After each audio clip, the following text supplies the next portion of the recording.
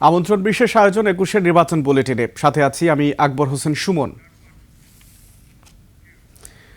নির্বাচনী হাওয়ায় উৎসব মুখর পুরো দেশ। শেষ মুহূর্তের জনসংযোগে জমজমাট ভোটের মাঠ। বরাবরের মতোই আচরণবিধি নিয়ে রয়েছে পাল্টাপাল্টি অভিযোগ, আর এরই মধ্যে উন্নয়নের প্রতিশ্রুতি দিয়ে গণসংযোগে ব্যস্ত প্রার্থীরা। আগামীকাল সকাল 7:30টায় শেষ হচ্ছে ত্রয়োদশ জাতীয় নির্বাচনের প্রচার। প্রতিনিধিদের তথ্য ও চিত্রে ডেস্ক রিপোর্ট।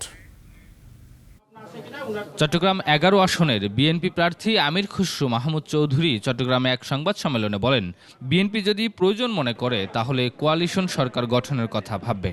যারা এইসবের মাধ্যমে পেছনের দরজা দিয়ে ক্ষমতায় আসার চেষ্টা করছে, তাদের জন্য বাংলাদেশের গণতন্ত্রকামী মানুষ, মুক্তিকামী মানুষ তাদেরকে কোনোদিন গ্রহণ করবে না। ঠাকুরগাঁও 1 আসনের জামায়াত প্রার্থী দেলোয়ার হোসেন ঠাকুরগাঁও সদর উপজেলার রুহিয়া উচ্চ বিদ্যালয়ের মাঠে নির্বাচনী জনসভায় বলেন, ঠাকুরগাঁওয়ে নানা ষড়যন্ত্র করে জামায়াতের বিজয়কে ঠেকানোর চেষ্টা করছে বিএনপি।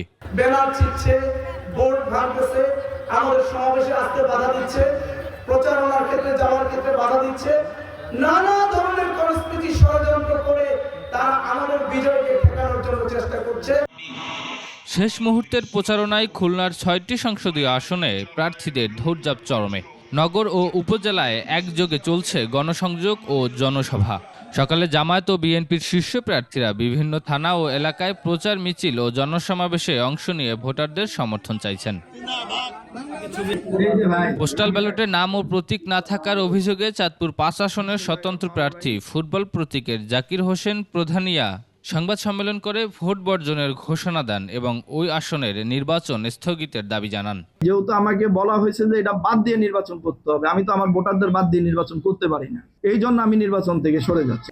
তথ্য গোপনের অভিযোগে সিলেট 1 আসনের জামায়াত প্রার্থী মাওলানা হাবিবুর রহমানের মনোনয়ন বাতিল চেয়ে রিটার্নিং কর্মকর্তার কাছে আবেদন করেছে মহানগর বিএনপির ভারপ্রাপ্ত সভাপতি সহ অন্যান্য নেতাকর্মীরা। তবে জামায়াত অভিযোগ অস্বীকার করে সংবাদ সম্মেলনে পাল্টা অভিযোগ তুলছে বিএনপির প্রার্থী খন্দকার আব্দুল মুক্তাদিরের বিরুদ্ধে। সম্পূর্ণ তথ্য দিয়েছেন বলে যে ঘোষণাপত্রটি দিয়েছেন, যে শপথপূর্বক যে ঘোষণা দিয়েছেন, সেখানে আমরা জানতে পেরেছি যে ওনার যে লোনগুলো আছে ব্যাংকের সাথে, ওনার ঋণ সংক্রান্ত যে ইনভলভমেন্টগুলো আছে সেটি ওনার হলফনামায় উল্লেখ করেননি। তাদের বক্তব্যের মধ্যে সুনির্দিষ্ট কোনো বিষয় নেই, উল্লেখ নেই যে তিনি কি লঙ্ঘন করেছেন, কি পক্ষপাতিত্ব করেছেন, কার পক্ষ কতটুকু কিভাবে নিয়েছেন, এই বিষয়টা কিন্তু এখানে পয়েন্ট ভিত্তিক উল্লেখ করা নেই। এটা একটা কথা বলা দেওয়া হয়েছে। এদিকে সিরাজগঞ্জ, ঝিনাইদহ, কুষ্টিয়া, মৌলভীবাজার সহ দেশের বিভিন্ন সংসদীয় আসনে নির্বাচনী জনসভা অনুষ্ঠিত হয়েছে। নির্বাচন এলাকায় সেখানকার জনমানুষের সুমন সিদ্দিকী বাবু, 21 টেলিভিশন। দর্শক, ভোটের মাঠে শেষ মুহূর্তে প্রচারণার খবর জানতে আমরা এবার যাব কালকিনিতে। সেখান থেকে যুক্ত হচ্ছেন আমাদের সহকর্মী রকিবুজ্জামান। কেমন দেখছেন ভোটের প্রচার? আমরা বলছেন এখানে কিন্তু মাদারীপুর আসনের দিন ঘোরাচ্ছে, আর কিন্তু প্রচারণার অল্প কিছুদিন বাকি রয়েছে। এই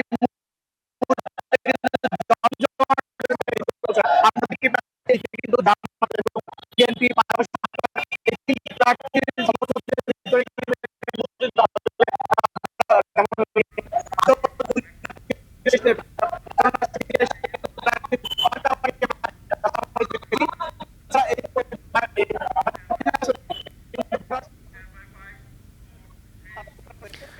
রকিব, আপনাকে ধন্যবাদ। নিশ্চয়ই আবারও যুক্ত হব। দর্শক, সংযোগটি বিচ্ছিন্ন হয়ে গেছে, আমরা পরবর্তীতে আবারও সেখান থেকে জানব। এবারে যাব জামালপুরে। সেখানে অপেক্ষা করছেন আমাদের প্রতিনিধি রাজু আহমেদ ফুয়াদ, জানাচ্ছেন নির্বাচনী প্রচার এবং গণসংযোগের খবর। ফুয়াদ, ভোটের হাওয়া কেমন দেখছেন?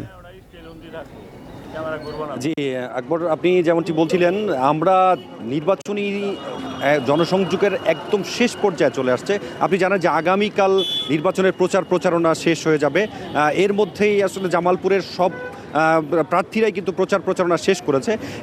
এর পাশাপাশি ভোটার সাধারণ যারা আছে তারাও কিন্তু বেশ উৎসাহ এবং আগ্রহ নিয়ে বসে আছে যে তারা আগামী 12 তারিখে তারা নির্বাচনে তাদের ভোট প্রয়োগ করবে।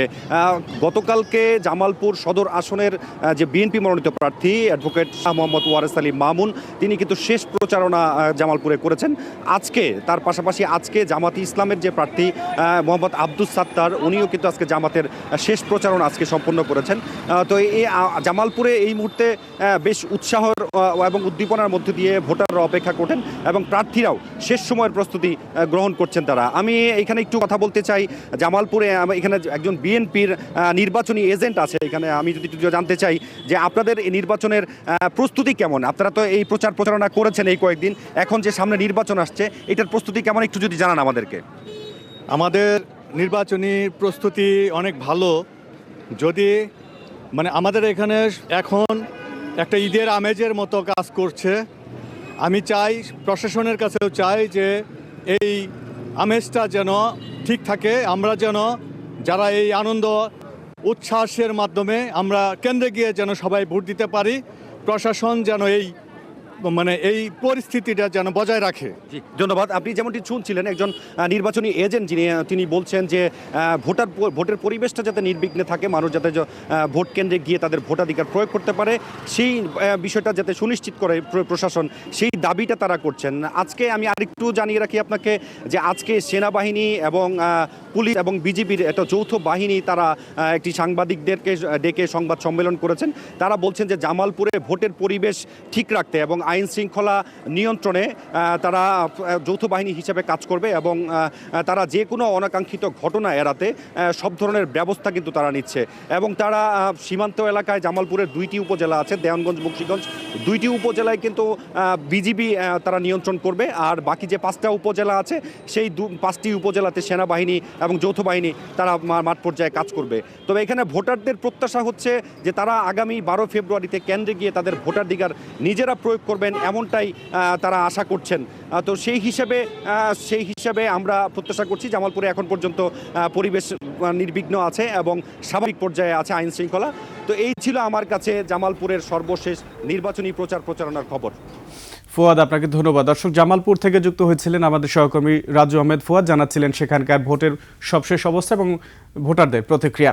এবার চোখ ফেরাবো মাগুরায়, সেখানে যুক্ত আছেন আমাদের সহকর্মী মাসুম বিল্লাহ। ভোটের হাওয়া কেমন দেখছেন এবং নির্বাচনের প্রার্থীদের প্রত্যাশা কেমন? সুমন, আপনাকে ধন্যবাদ। জানেন যে ত্রয়োদশ জাতীয় সংসদ নির্বাচনের প্রচারণা আগামীকাল সকাল 7টায় শেষ হবে। ইতিমধ্যে মাগুরা জেলা 36টি ইউনিয়ন এবং একটি পৌরসভা নিয়ে গঠিত, যেখানে 2টি সংসদীয় আসন রয়েছে, যেটা মাগুরা 1 এবং মাগুরা 2। মাগুরা মূলত কৃষি নির্ভর একটি জেলা। এখানে মাগুরার মোহাম্মদপুর এবং শালিখা এবং সদর উপজেলার 4টি ইউনিয়ন নিয়ে মাগুরা 2 সংসদীয় আসনটি গঠিত, যেখানে অধিকাংশই কৃষির উপরে নির্ভরশীল এই ভোটাররা। এবং মাগুরা সদর এবং শ্রীপুর উপজেলা, এই 2টা উপজেলার নিয়ে মাগুরা সংসদীয় আসনে গঠিত, যেটা 91 এবং 92 নামে পরিচিত। তবে আমরা নির্বাচনের যে প্রচারণা এবং রুট লেভেলের যে তথ্য উপাত্ত আমরা একজন রিপোর্টার হিসেবে তুলে আনতে গিয়ে আমরা যেটা দেখেছি সেটা হচ্ছে যে মাগুরা 1-এর ভোটাররা মূলত একটু এলিট শ্রেণীর এবং এখানে একটা পৌরসভা রয়েছে। 36টি ইউনিয়নের ভিতরে একটি পৌরসভা, আর বাকি 36টি ইউনিয়ন নিয়ে মাগুরা। এলিট শ্রেণীর ভোটারদের সংখ্যা মাগুরা এবং সদর এবং শ্রীপুরে। মোহাম্মদপুর এবং শালিখায় এলিটের পাশাপাশি বিভিন্ন শ্রেণী পেশার মানুষ রয়েছে এখানে।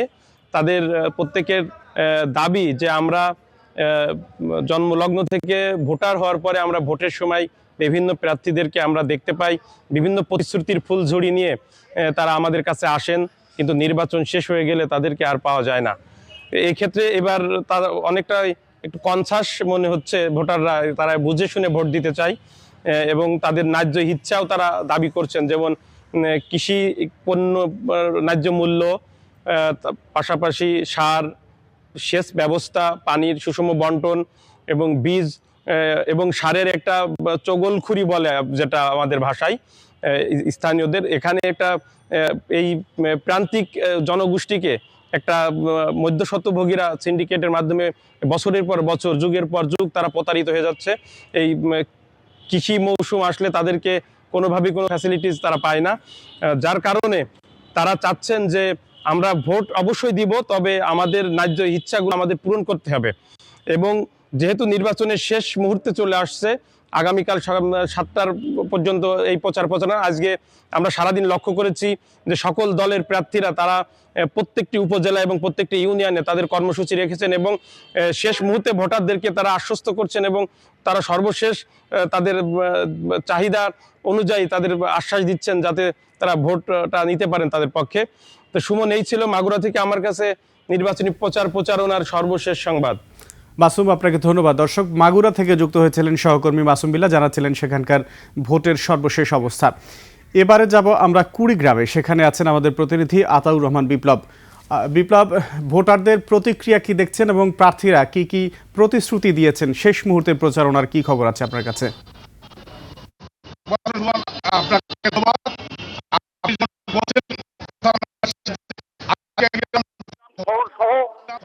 সংসদীয় আসনে ছিল মিছিলের নগরী। দল মত নির্বিশেষে প্রার্থীরা তাদের সমর্থককে নিয়ে বিশাল মিছিল করেছেন 4টি আসনের প্রতিটি উপজেলা সদরে। আজকে কুড়িগ্রাম জেলা বিএনপির উদ্যোগে একটি বিশাল বিক্ষোভ মিছিল পূর্ব সমাবেশে বক্তব্য দিয়েছেন বিএনপির সিনিয়র যুগ্ম মহাসচিব অ্যাডভোকেট রুহুল কবির রিজভী। 4টি আসনের প্রার্থীরা তাদের বিরামহীন প্রচার প্রচারণা শেষ করে আজকে তারা তাদের সংসদীয় আসনে বিশাল বিক্ষোভ মিছিল সমাবেশ অনুষ্ঠিত করেছে। সমাবেশে নারী পুরুষ বৃদ্ধ সহ নানান শ্রেণী পেশার লোকজন সমাবেশে উপস্থিত হয়েছেন। আজকে উপজেলা এবং জেলা শহরগুলো ছিল মিছিলের নেই। আবার এই মিছিল নির্বাচনী প্রচারণার শেষ পর্যায়ে এসে সাধারণ ভোটাররা নানামুখী চিন্তা ভাবনা করছেন, তারা নানা বিশ্লেষণ করছেন কাকে ভোট দেবেন, কাকে ভোট দিলে এই কুড়িগ্রামের অবহেলিত জনপদের উন্নয়ন হবে এমন প্রার্থীকে খুঁজছেন। আমার কাছে এই মুহূর্তে একজন সাধারণ ভোটার আছে, আমি জানতে চাবো যে এই যে ভোট হচ্ছে ভাই, আপনারা আসলে কি চিন্তা ভাবনা করছেন? আমরা চিন্তা ভাবনা করতেছি যে যেহেতু 2 দিন বাকি আছে, আমরা চিন্তায় আছি এলাকার লোকের যা উপকার হবে তাদেরকে আমরা ভোট দেবো। রাস্তাঘাট, ব্রিজ, কালপাট, স্বাস্থ্যসেবা এই সমস্ত একজন বিএনপির নেতা আছেন নজিবুর রহমান লেলিন ভাই, আমরা জানতে চাবো আসলে আপনাদের 12 তারিখে নিয়ে চিন্তা ভাবনা কি? বিসমিল্লাহির রহমানির রহিম। কুড়িগ্রাম জেলায় সুখে দুঃখে মানুষের পাশে সে দাঁড়িয়েছিল, ছাত্রদল থেকে যুবদল থেকে আজ বিএনপির সদস্য সচিব। সে গরিব দুঃখী মানুষের পাশে অল সময় পাশে দাঁড়ায় এবং ভালো মন্দের পাশে দাঁড়ায়। তাকে আমরা 12 তারিখে ধানের শীষে ভোট দিয়ে নির্বাচিত করে সংসদে পাঠিয়ে এই এলাকার উন্নয়ন, রাস্তাঘাট, কালভার্ট, শিক্ষা প্রতিষ্ঠান সবকিছু উন্নয়ন হবে এই আশাবাদ ব্যক্ত রেখে আমি আবারও সবাইকে ধানের শীষে ভোট দিয়ে সোহেল হোসেন কায়কোবাদকে জয়যুক্ত করবেন এই আশাবাদ। এই মুহূর্তে আমার সাথে আর একজন সাধারণ ভোটার আছে, আমরা তাদের প্রতিক্রিয়াটা জানতে চাবো। আসলে আমার প্রতিক্রিয়া হবেন যে আমি এমন একজনকে ভোট দেব যারা দেশের জন্য কাজ করবে, আমার কুড়িগ্রাম শহরের জন্য কাজ করবে, বেকার যারা তাদের জন্য কর্মসংস্থান করবে, আবার নদী ভাঙন রোধ করবে।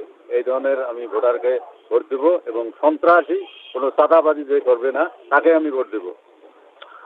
সুমান, আপনার মাধ্যমে জানিয়ে রাখতে চাই কুড়িগ্রাম 4টি সংসদীয় আসনে আইন শৃঙ্খলা পরিস্থিতি থেকে শুরু করে সব ধরনের এখন পর্যন্ত কোনো অপ্রীতিকর ঘটনা ঘটেনি। আজকে সেনাবাহিনীর পক্ষ থেকে সেনা টহল দেওয়া হয়েছে কুড়িগ্রামের অঞ্চল সহ দুর্গম অঞ্চলের কেন্দ্রগুলোতে কোনো ধরনের অপ্রীতিকর ঘটনা ঘটার সাথে সাথেই সেনাবাহিনী প্রস্তুত হয়ে থাকবেন বলে আমাদেরকে জানিয়েছেন। সুমন, এই ছিল কুড়িগ্রাম থেকে নির্বাচনের সর্বশেষ। বিপ্লব, আপনাকে ধন্যবাদ। দর্শক, কুড়িগ্রাম থেকে শুনছিলেন আতাউর রহমান বিপ্লব, জানাচ্ছিলেন সেখানকার ভোটের পরিস্থিতি। নির্বাচন নিয়ে ষড়যন্ত্র চলছে।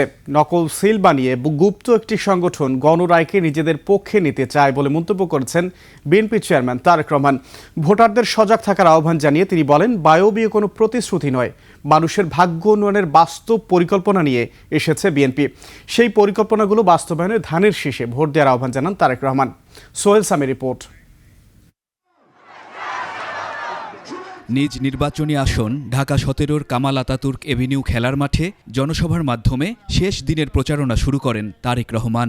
উনি প্রত্যাহার করেছেন সেটার জন্য সেখানে বেগম খালেদা জিয়ার ত্যাগের কথা উল্লেখ করে তারেক রহমান বলেন, বাংলাদেশ ছাড়া আমাদের কোনো ঠিকানা নেই। দাবি করেন, জনগণের ভাগ্যোন্নয়নের সুনির্দিষ্ট পরিকল্পনা বিএনপি ছাড়া অন্য কেউ দিতে পারেনি। বিএনপি হচ্ছে বাংলাদেশের এই মুহূর্তে একমাত্র রাজনৈতিক দল যাদের একটি পরিকল্পনা আছে দেশ গঠন করা। বিএনপি হচ্ছে বাংলাদেশের একমাত্র রাজনৈতিক দল যাদের কর্মসূচি আছে দেশকে গঠন করা। বিএনপি হচ্ছে একমাত্র রাজনৈতিক দল এই মুহূর্তে বাংলাদেশে যাদের সঠিকভাবে দেশ পরিচালনার অভিজ্ঞতা রয়েছে। প্রিয় ভাই, কাজেই বিএনপি বিশ্বাস করে সবসময় যে জনগণই হচ্ছে বিএনপির সকল রাজনৈতিক ক্ষমতার উৎস। এরপর যান ঢাকা 10 আসনের কলাবাগান মাঠে। সেখানে উপস্থিত ঢাকাবাসীর সাথে ধানের শীষের প্রার্থীকে পরিচয় করিয়ে দিয়ে নিরাপদ ও বাস উপযোগী ঢাকা গড়তে ভোট চান তারেক রহমান। রবির সাথে আজকে আমিও আপনাদেরকে বলে যাচ্ছি যে ইনশাআল্লাহ এই ঢাকা 10 থেকে ধানের শীষ নির্বাচিত হলে এবং বিএনপি সরকার গঠন করলে রবি যে সকল ওয়াদা এলাকার মানুষের সামনে করেছে সেগুলি বাস্তবায়নের জন্য আমিও রবির সাথে কাজ করব। ভোটারদের সতর্ক করে তারেক রহমান বলেন, ভুয়া সিল বানিয়ে গুপ্ত একটি সংগঠন নির্বাচনের ফলাফল নিজেদের পক্ষে নেয়ার ষড়যন্ত্র করছে। একটি মহল তাদের নেতাকর্মীরা ধরা পড়েছে নকল ব্যালটের সিল বানাতে গিয়ে, যারা গিয়ে মা বোনদেরকে বিভ্রান্ত করে তাদের বিকাশ নাম্বার চায়, তাদের এনআইডি নাম্বার চায়। এই সকল ষড়যন্ত্র, গুপ্ত ষড়যন্ত্রকারীদের বিরুদ্ধে আপনাদেরকে আজকে সজাগ থাকতে হবে। তা না হলে শত শহীদের রক্তের বিনিময়, আত্মত্যাগের বিনিময় আমরা যে ভোটের অধিকারকে আজকে প্রতিষ্ঠিত করতে পেরেছি সেই অধিকার আবার হারিয়ে যাবে।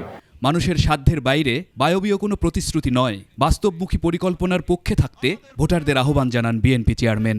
আমরা বিএনপি জনগণের সামনে সেই প্রতিশ্রুতি করতে চাই যে প্রতিশ্রুতি মানুষের পক্ষে বাস্তবায়ন করা সম্ভব। সোহেল সামি, 21 টেলিভিশন, ঢাকা। একটা পক্ষ নির্বাচনে হেরে যাওয়ার ভয়ে চোরাই পথে ভোট হাইজ্যাক করার চেষ্টা করছে বলে অভিযোগ করেছেন জামায়াতের আমির ডাক্তার শফিকুর রহমান। মোহাম্মদপুরের নির্বাচনী সমাবেশে তিনি বলেন, নির্বাচন ব্যবস্থা ভণ্ডুল করার চেষ্টা হলে জুলাই যোদ্ধাদের সাথে নিয়ে আন্দোলন করা হবে। পরিবারের বিজয়ের জন্য যারা ভোট করছেন জনগণ তাদের প্রত্যাখ্যান করবে বলেও মন্তব্য করেছেন জামায়াত আমির। এদিকে জাতীয় নাগরিক পার্টির আহ্বায়ক নাহিদ ইসলাম বলেন, ভোট কেন্দ্রের 400 গজের মধ্যে ফোন নিয়ে প্রবেশে ইসির নিষেধাজ্ঞা বাতিল করা না হলে ইসি ঘেরাও করা হবে। শফিকুল ইসলামের রিপোর্টে বিস্তারিত। সবচেয়ে বেশি জুলুমের শিকার হয়েছে। ত্রয়োদশ জাতীয় সংসদ নির্বাচন সামনে রেখে প্রচারণার শেষ সময়ে ঢাকায় ব্যস্ত সময় পার করছেন জামায়াত ইসলামের আমির ডাক্তার শফিকুর রহমান। সকালে 11 দলীয় নির্বাচনী ঐক্যজোটের ঢাকা 13 আসনের প্রার্থী মামুনুল হকের সমর্থনে মোহাম্মদপুরের কেন্দ্রীয় ঈদগাহ মাঠে নির্বাচনী সমাবেশে যোগ দেন তিনি। বেসরকারি মিডিয়াগুলো বিজ্ঞাপনের নামে একটি দলের প্রচারণা চালাচ্ছে অভিযোগ করে জাতীয় নাগরিক পার্টির আহ্বায়ক নাহিদ ইসলাম বলেন, 12 তারিখের নির্বাচনে পক্ষপাতিত্ব করলে নির্বাচন কমিশনের অবস্থা 5 আগস্টের আগের কমিশনের চেয়েও খারাপ হবে। 12ই ফেব্রুয়ারি যদি কোনো ধরনের পক্ষপাতিত্ব করার পরিকল্পনা থাকে, ফ্যাসিস্ট আমলের ইলেকশন কমিশনের যেই পরিণতি হয়েছিল তার থেকেও ভয়াবহ পরিণত হবে এই ইলেকশন কমিশনের। মনে রাখবেন, গণ অভ্যুত্থানের হাজারো শহীদের, হাজারো মানুষের রক্তের উপরে দিয়ে এই নির্বাচন হচ্ছে। এর সাথে বিশ্বাসঘাতকতা করলে বাংলাদেশের মানুষ আপনাদের কোনোদিন ক্ষমা করবে না, করবে না, করবে না। জামায়াতের আমির নাহিদের সাথে একাত্মতা ঘোষণা করে বলেন, অপরাধের বৈধতা দিতে জুলাইয়ে ইন্টারনেট বন্ধ করা হয়েছিল। একই অন্ধকার পথে হাঁটছে নির্বাচন কমিশন। একটা পক্ষ, একটা মহল নির্বাচনে হেরে যাওয়ার ভয়ে তারা একবারেই হতাশ হয়ে পড়েছে এবং হতাশা থেকে তারা এখন চূড়াই পথেই নির্বাচনকে হাইজ্যাক করার চিন্তা করছে। গুন্ডাদেরকে লেলিয়ে দেওয়া হচ্ছে, অস্ত্রের ভান্ডার গড়ে তোলা হয়েছে, ভোট কেন্দ্র অন্যায়ভাবে দখল করে মানুষের ভোট কেড়ে নেওয়ার পায়তারা করা হচ্ছে। আমরা স্পষ্টভাবে বলে দিচ্ছি, জুলাই যোদ্ধারা ঘুমিয়ে পড়ে নাই, তারা এখনো জেগে আছে। তাদের সমস্ত অপকর্ম ইনশাআল্লাহ আমরা প্রতিহত করে দেব। ক্ষমতায় গেলে ধর্ম বর্ণের বিভাজন দূর করা হবে উল্লেখ করে তিনি বলেন, 18 কোটি মানুষের বিজয়ের জন্য নির্বাচন করছে জামায়াত। আমরা নির্দিষ্ট কোনো দলের বিজয় চাই না, আমরা 18 কোটি মানুষের বিজয় চাই। 18 কোটি মানুষের বিজয় অর্জন হলেই এটি হবে আমাদের মহাবিজয় ইনশাআল্লাহ তাআলা আজিম। একটা পক্ষ, দল, ব্যক্তি, পরিবারের বিজয়ের জন্য পাগল করা হয়ে উঠেছে। জনগণ তাদেরকে অতীতে দেখেছে আর এখনো তাদের কার্যকলাপ দেখছে। আমরা বিশ্বাস করি বাংলাদেশের শান্তিপ্রিয় জনগণ অবশ্যই তাদেরকে সমর্থন করবে না, তারা জনগণের দ্বারা প্রত্যাখ্যাত হবে। নির্বাচিত হলে ঢাকা 13 আসনকে সমৃদ্ধ, উন্নত ও নিরাপদ হিসেবে গড়ে তোলার প্রতিশ্রুতি দেন বাংলাদেশ খেলাফত মজলিসের আমির মামুনুল হক। জনগণের ভোটাধিকার নিয়ে ছিনিমিনি খেলবার কোনো পায়তারা করেন, আমরা আবার জুলাই যুদ্ধের হাতিয়ার নিয়ে মাঠে নামবো কিন্তু। শফিকুল ইসলাম, 21 টেলিভিশন, ঢাকা। দর্শক, নির্বাচনী জনসভায় বক্তব্য রাখছেন জামায়াত ইসলামীর আমির ডাক্তার শফিকুর রহমান। সেখানে চলে যাচ্ছি আমরা, বিটিভি থেকে সরাসরি যুক্ত হচ্ছি সেখানে। ব্যক্তিগত দলীয় স্বার্থ হাসিলের উপায় হিসাবে অন্যায়ভাবে ব্যবহার করা হয়েছে। এর ফলে চুরি ও দুর্নীতি, স্বজনপ্রীতির মাধ্যমে প্রতারিত করে জনগণের সম্পদ লুণ্ঠন করা হয়েছে। উন্নয়ন প্রকল্প ব্যক্তিগত দলীয় লুণ্ঠনের সিঁড়ি হিসাবে ব্যবহৃত হয়েছে। এই ব্যবস্থার অবসান ঘটানোই আমাদের প্রধান লক্ষ্য। আলহামদুলিল্লাহ, অতীতে জামাত ইসলামী থেকে যারা জনপ্রতিনিধি হিসাবে সংসদ, সরকার ও স্থানীয় সরকারের দায়িত্ব পালন করেছেন, তারা কেউই দুর্নীতির দায়ে অভিযুক্ত হননি। তারা দক্ষতার সাথে দায়িত্ব পালন করেছেন। আপনারা দেশের মানুষ তারই সাক্ষী। প্রিয় দেশবাসী, আগামী জাতীয় সংসদ নির্বাচন জাতিকে একটি নতুন স্বপ্নের দিকে নিয়ে যাওয়ার এক মহা সুযোগ হিসাবে এসেছে। যেসব সমস্যা আমরা বিগত দিনে সমাধান করতে পারিনি, যে লুটেরা গোষ্ঠীকে আমরা নিয়ন্ত্রণ করতে পারিনি, সেসব সমস্যার সমাধান এবং লুটেরা গোষ্ঠীর নিয়ন্ত্রণের সুযোগ হচ্ছে আগামী নির্বাচন। তাই জনগণকে ঠিক করতে হবে, আমরা আমাদের নিজেদের জন্যে, আমাদের তরুণ প্রজন্মের জন্যে, আমাদের নারীদের জন্যে, বয়স্ক মানুষের জন্যে, প্রান্তিক জনপদের জন্যে, শ্রমিকের জন্যে, উদ্যোক্তাদের জন্যে কোন বাংলাদেশ চাই। আমাদেরকে প্রশ্ন করতে হবে, আমরা কি সমাজে শৃঙ্খলা প্রতিষ্ঠা করতে চাই? আমরা কি নিয়মনীতি, শান্তির রাষ্ট্র প্রতিষ্ঠা করতে চাই? আমরা কি উন্নত দেশ হতে চাই? আমরা কি শোষণ, জুলুম, দুর্নীতি, চাঁদাবাজ মুক্ত রাষ্ট্র চাই? আমাদেরকে ভাবতে হবে, আমরা কি রাষ্ট্রীয় প্রতিষ্ঠানকে জবাবদিহিতার আওতায় আনতে চাই। দর্শক, নিচ্ছি বিরতি, ফিরে এসে আরও কিছু নির্বাচনের খবর নিয়ে আসছি, সাথেই থাকুন।